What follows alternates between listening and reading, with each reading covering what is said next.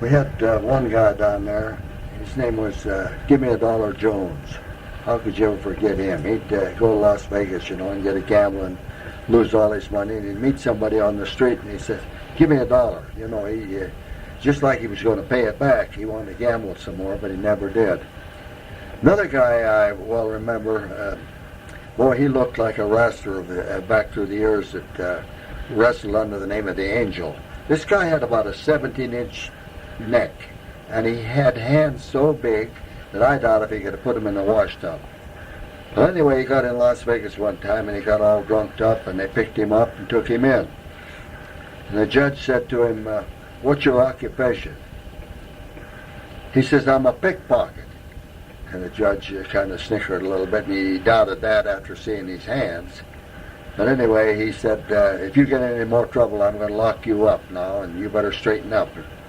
Well, anyway, this guy supposedly could take a pint of whiskey and drink it down in one gulp. He was really something. Then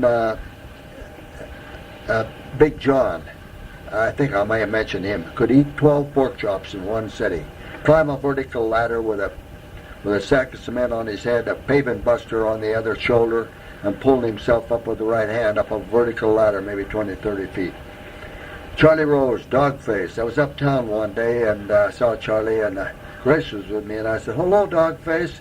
Grace said, "You ought to be ashamed of yourself calling that man Dogface." I said, "You know what, Grace? He'd been mad at me if I'd called him anything else." Lots of nicknames down there, as you can imagine. If a guy was kind of dark complexion, why, they tagged him Blackie. Some guy maybe light-haired and tender-skinned, Whitey. And some guy maybe with a little paunchy, Heavy. And, of course, if you were not very tall, Shorty. Hey, Slim. Everybody had a name, a nickname. But that was something to see all that stuff. All those were the days. How could I ever forget them? Enjoyed that work there very, very much. I was assigned to work with Floyd Borkman, who was a motor winder. And what a fine mechanic this guy was. He could fix anything from a fountain pen to your watch almost. He was an excellent craftsman and a very likable fellow. In winding coils and taping them and so forth, he would mention to me, "Now you do it the way that it's easiest for you to do it, but this is the way that I do it." That's the kind of guy he was, just a real fine fellow.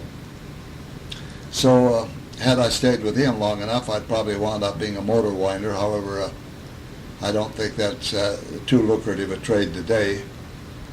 I think actually a journeyman wireman would fare better maybe than just a winder. Well, anyway, Floyd was a wonderful person to work with and for. And of course, right at that time in this particular crew, Mike Rocks was in there also. But he was not a foreman at that time. The foreman, his name was Ted Grover. So I worked with some fellows that I remember very well. Ted Grover, Douglas Moore, and Rue Daly, Kelly Sweet, oh goodness gracious, Norvin Wood, who resides in Las Vegas. Now he is the only one, to my knowledge, that's around here that goes back to that year, 1936 to 40. And Norvin did work for the contractor in building the dam. And occasionally I'll run into Norvin, and maybe we'll chew the fat just a wee bit. So if that early gang that was there, to my knowledge, that's all that's left. The rest are all dead. Now I will recall about that time, Mike Lux, he was after me constantly, it seemed like, to join the union. And I'd say to him, "Mike, my gosh, how many cards do I have to carry? I've already got one with the musicians. I can't see where this is going to better me anything to belong to the union down here, the electricians, which are after me to do." But anyway, he talked me into it, and let me assure you right to this day, I'm very pleased that he did talk me into that. Because, oh goodness gracious, my membership in IBEW 357 has paid off 180 times around the world almost. I've really had many benefits from it. And presently I even draw a salary of $72 a month, which is nice. Also I have a total of $2,000 death benefit in the International, of which I pay nothing. And I also have a prepaid death amount in the local here, of which I'm assessed $10 a year. And I don't know, maybe that amounts up to around $1,400. So the local has been awful good to me, and for the last number of years too, I've furnished a band for the big picnic, and incidentally we'll have another one come June 25. I beg your pardon, September the 25th. And usually the Christmas party, I play that also. So I can't say enough good about the International Brotherhood of Electrical Workers 357. So now going back again to the year 1936, 1940, as to the maintenance, I found it enjoyable, and I learned quite a bit there, as you can imagine. And of course, I've already mentioned to you that I left there in 1940 to go to the Bureau of Mines as a journeyman. Well, it so happened long about that time, had I not done so, down there it seemed like you'd been a helper for 11 years. You'd never move ahead. So it was a wise thing for me to do. So I just mentioned this little period of 4 years there, maintenance prior after the contractor, to the Bureau of Reclamation, and then of course to the Bureau of Mines, and now I'm right back with the Bureau of Reclamation again at the dam. And back right in the same maintenance division, taking care of the elevators, the telephones, the structure in whole. So I guess year-wise, when I went back, as I recall, this must have been about, maybe in the year about 1950. I'd have to look it up. But anyway, my total time with the government when I retired, as of June 21st, 1973 years, I retired with 33 years of federal service. Actually, it was almost 34 years because I had 10 months of unused sick leave, which almost accounted for another year. And of course, there was 25 months of that 33 years that were credited as to my military. So that was all bunched together. But if you put those 33 years there, plus my years of 32 to 36 with a contractor down there in building the dam, why, you can see I put in quite a few years there. So that dam down there has really been a part of me. I enjoyed my stay there, and I moved along pretty good in my years there. I was a foreman, electrical foreman, and I was an operational foreman up until the time that I left there. And I so did leave there. In fact, I was rated this, I had a dual rating, electrician, operation foreman. I was a relief foreman, and I pulled all the relief shifts. And of course the wages were a little different. When I worked at the operational foreman, I made more money, and at that particular time was only $8 an hour. Woo, look what it is today. And so I fared okay, and I'm sure glad that I hung right in there with the government. But as to what happened, they abolished these operation foreman's positions, and I could have returned back to the tools of the trade, as a straight electrician, which would actually been a little less money, but I decided right about there I had enough time in with the government, and I was going to get out and take my retirement, of which I think maybe was a smart thing for me to do, because I fared pretty well. And I might say this as to my federal retirement: it was based on your high 3 years of earning, and then cost of living adjustments over the years that have taken place have put me up in a pretty good salary, where we had no problem at all in existing or living, let's say. In fact, we lived good. So anyway, I'm going to close the chapter on the dam down there. There are many, many things I could tell, and lots of little stories and so forth, but it would take probably 19 rolls of tape if I told them all. But it was a real exciting time, and I enjoyed my work very, very much. So like I have previously said, as of June 21, 1973, I officially retired from the federal government. Well, upon my retirement, believe me, I had no intentions of sitting and rocking, nor did I do that. I had the opportunity right about there. They were building the MGM Hotel, and I thought it would be nice to hit the outside and see how things are done, in comparison to the way the government does them. And so I went into the union, and my good friend Mike Locks, he officially retired then. I went to his home and I said, Mike, I've decided that I'd like to go to work out on that MGM Hotel. He says, well, why not? Come on, he says, I'll go down the hall with you and you get you squared away. You just well get out there and make some of that money. So he went down the hall with me, and no problem at all. The business agent said to me, he says, what shift do you want? Day shift, swing shift? Well, I said, either one will be okay. He said, well, now you're a local man, you got a preference. Well, I said, if I got a preference, I'll take the day shift. So I was all signed up to go to work, and Mike said, now it might be a good idea. Let's take a drive out there so you'll know where you're going to report in the morning and so forth. So he went with me, and I went out there and looked the situation over, and the next morning I found myself right there at work at the MGM Hotel, along with probably 300 or 400 electricians. As you can imagine, they were really going to town trying to get that thing ready to open.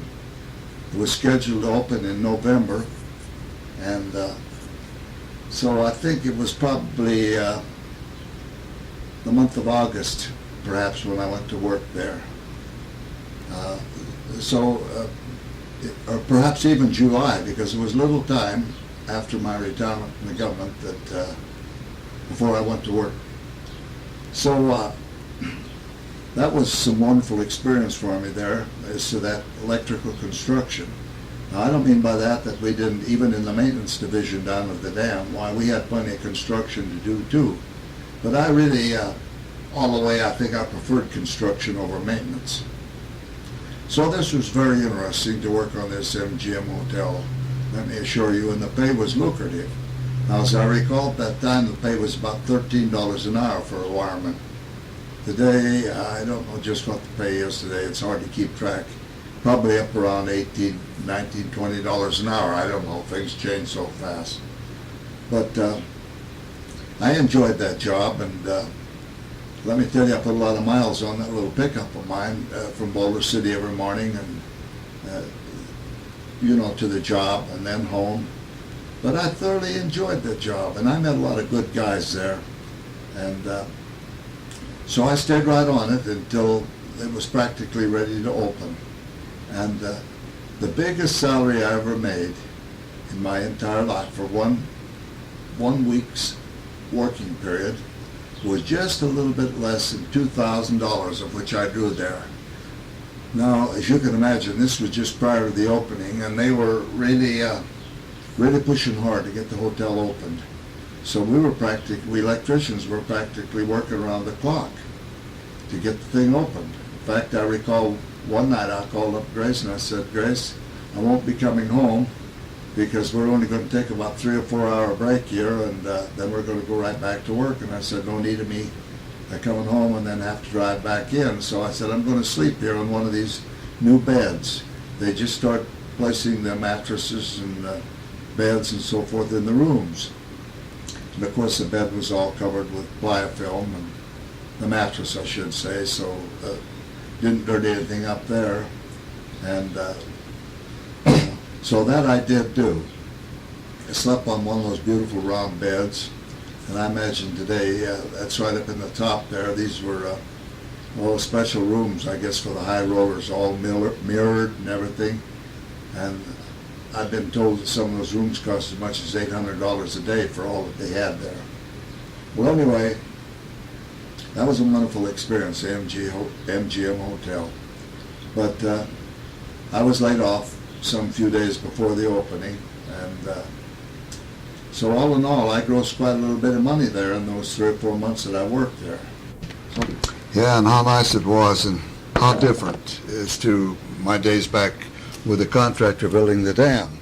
Because as to these Saturdays and Sundays, it was time and a half for Saturday, double time for Sunday, and if you were working at high elevation, so forth, what you call high time.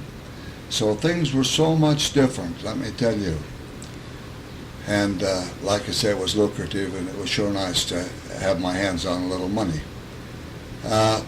Well, anyway, after I'd received my layoff slip from the MGM hotel, why, I probably later on, maybe for a short length of time, I don't recall just what month it might have been. Well, as I think back, I know about when it was.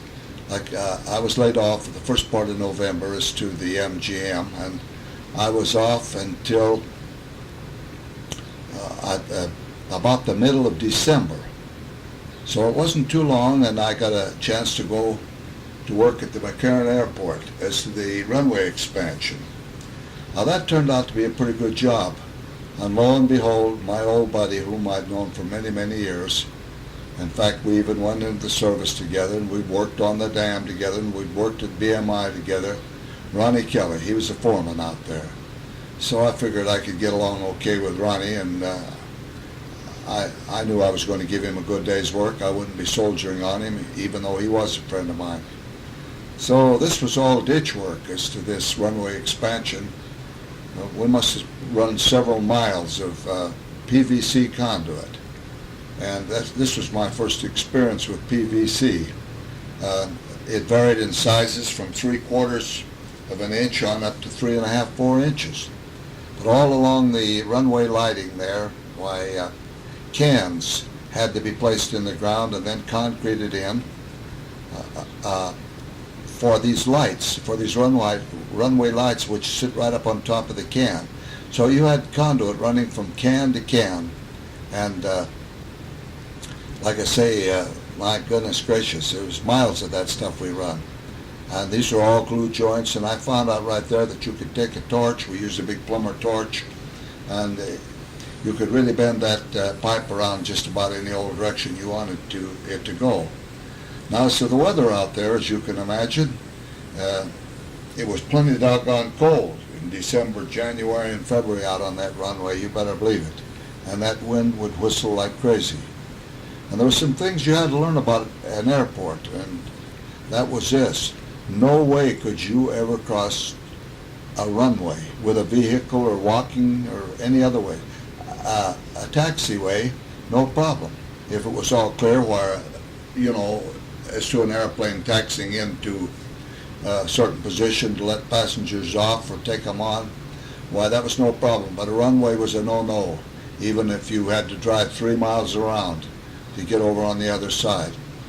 So I learned a lot about aircraft out there while I was there too, and this was my first experience being around big aircrafts.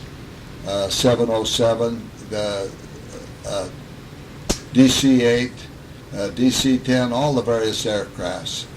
And it so happened one of my working companions out there, Ronnie, said to me, can you work with this black? We had a black electrician out there by the name of Lee White. And it seemed like nobody else wanted to work with him. I said, sure, I can work with him. So Ronnie assigned me to work with Lee. Well, that was a good job out there. I stayed on that job, like I say, from the start of that job till it was completed. I was there for about 7 months, through the coldest part of the weather and through the hottest part of the summer. Believe me, it was hot. And of course, that was a drive every day, just like before, from Boulder City to. And this particular job out there was only a 5-day week. However, there was times we would be called out on overtime on a Saturday to work, but I don't recall getting much overtime off that job at all. But anyway, I wasn't particularly interested in the overtime. I was just glad for the good weekly salary which I was getting, and Wasatch Construction Company out of Salt Lake City was a contractor on that job.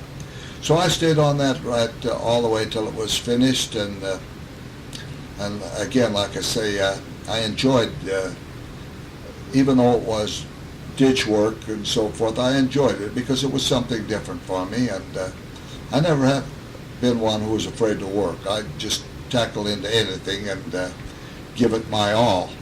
So again, like I said, I stayed right on that job until it was complete, and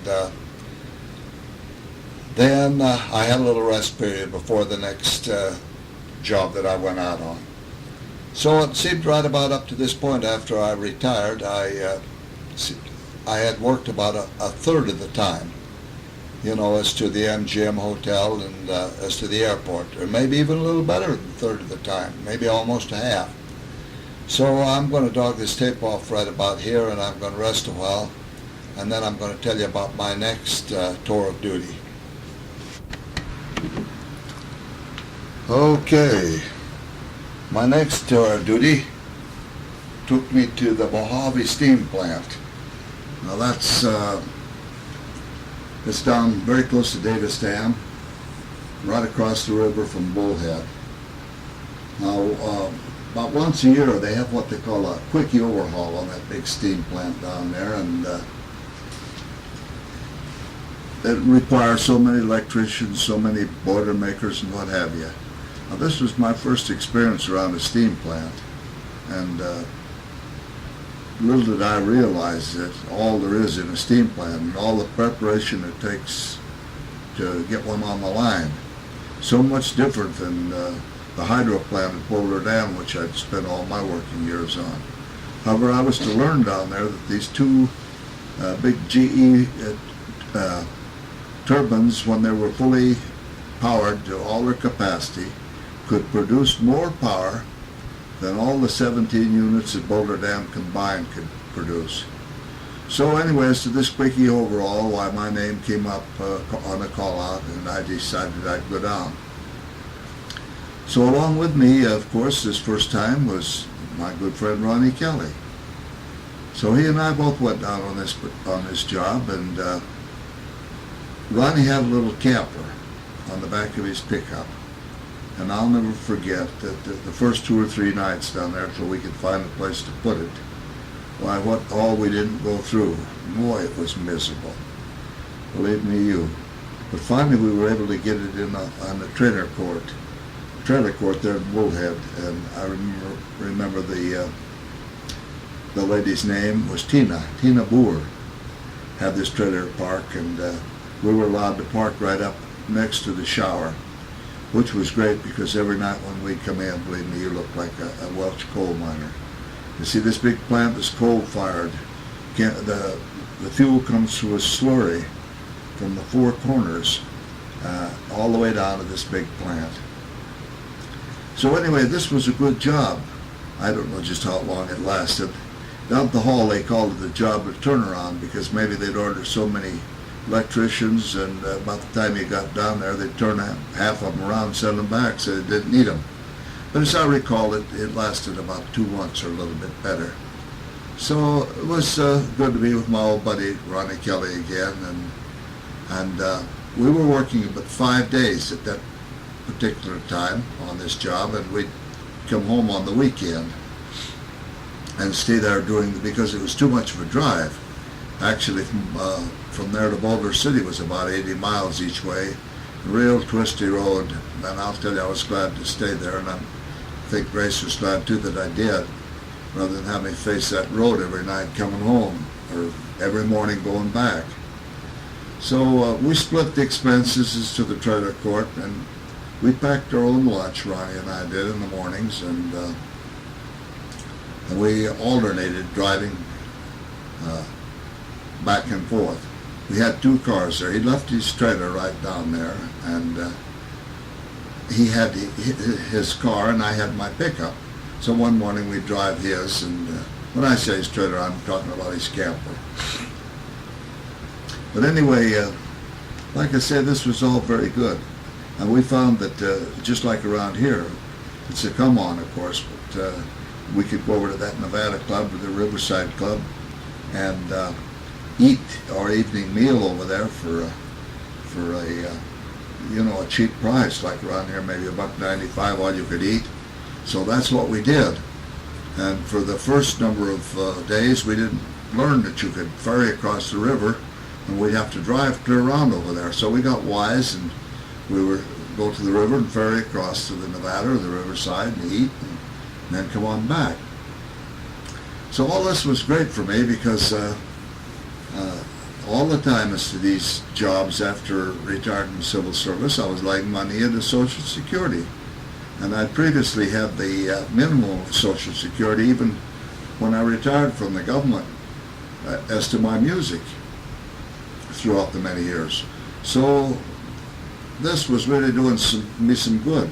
In fact, when I started to work, I called up Social Security after retirement of the government, and I asked a question. I said, I'm an electrician by trade. I just retired from the federal government. I have the minimum Social Security. Would it do maybe good to hit the outside for a while? The person on the other end of the phone said, by all means, yes, because what the money you're making now is fat quarters you're going to lay into it. And those were lean wages back there as to your minimum that you come up with. So I was grateful for all that. I didn't know how much Social Security that I might be able to draw, but whatever in addition to my federal government service would be, helpful, I'm sure, and I could put it to good use. So anyway, I may have mentioned that I think this first time down there at Mojave perhaps lasted about 2 months, or maybe a little bit better. And I made some good money off from it. There was some overtime attached to it, and we were working 5 10-hour days. Now anything after 40 hours was time and a half. And if you work Saturday double time, I don't know, it's hard for me to keep up on these different wage scales. So I met a lot of different guys down there, and I got pretty well acquainted. And like I say, I enjoyed that job too. I enjoyed any job that I worked at. But that fly ash down there, oh my, that was terrible. Get in your eyes, and, I don't know, just miserable as could be. So anyway, we finally completed that 2 months period of time, or a little better, whatever it was, and I think Kelly and I were both laid off about the same time, so we come home. So maybe I had a little layoff then that I didn't do anything. So in about the year 1976, now this first turnaround that went down on probably had to be in early 76. And later on in 76, well, maybe I'd had 2 or 3 months off between the jobs there. I went to work down here on the Intertie here in Boulder City for a short length of time. It's to Slater Construction, a company out of California. This was some additions that were making down to this Intertie, and had that been able to gone through, how nice that would have been. And under the Nixon administration, it was curtailed. What this plant down here would have done was tied the Pacific Northwest or the Pacific Southwest with power, which would have been wonderful. A DC current, and then transformed from DC to AC. So anyway, that fell through, and so now it's just nothing more than a big substation. But there was some work that had to go on down there, and like I said, I went down there, and I probably stayed about a month. So then I was off again. A little later, I guess this was in early 77, another call to go to the Bullhead on a turnaround. And incidentally, both these turnarounds with Jesco Construction Company. And so I went down on this one, and probably there about 90 days this time. And Kelly had got on before me, and he went down and he rented a little apartment over in Bullhead. I don't recall just what it cost. Maybe it was $45, $50 a week, or maybe even a little bit more. But anyway, we split the cost of the apartment, and then we drove back and forth across the river each day to the plant. And Kelly drive one day, and I drive the next day. And there was Claypool's, a big store there in Bullhead. Why, we'd go ahead and fix our breakfasts and pack our lunch. And in the evening, we'd do as we did before. We'd go across the river to eat at Riverside or the Nevada Club. So I'm making some pretty good money down there on all this. Rob is on his mission by now, and I'm writing him some letters from down there. And incidentally, I'm banking a little money too from these jobs. And so Grace and I are coming along pretty darn good. Well, anyway, after about, I think this last episode down there was with about 3 months at Bullhead there on that turnaround. And when it was finished, I got the layoff slip, and now that's the last time I've worked. That was probably ended about 1st of April of 1977. So I'm thankful for all this working period I had up to that time. And since 1977, I have done no work. I have hung up the tools, and I figured it'd take a little more than a national emergency to get me out of retirement. I'm enjoying my retirement very much, and I'm pleased for the extra money that I did make, which filled up my Social Security pretty good. So between the Social Security Grace and I draw and my federal retirement, why, let me say this, we've had it pretty darn good. We haven't lacked for anything that we needed. Anything we needed, we got. But as to age, you know, when you get up this age, why, a lot of things that appealed to you back through the years no longer have any appeal, strange as it is. Well, anyway, that all I've told you so far has just kind of brought you up through my working years and my career on the dam, and even the first tape way back some my early childhood. And I hope if anybody ever decides to listen to this, they won't get bored to death. So I don't know how much tape is left on this thing here, but right now I'm going to dog my working career off.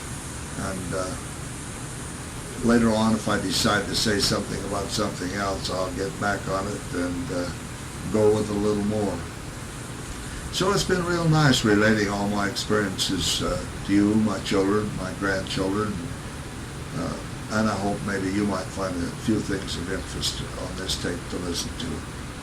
I could tell many humorous things and so forth, but as I've said back on the tape ways, it would take 15, 20 tapes to tell you all the strange things that have happened. So I just more or less tried to hit the highlights of it for you.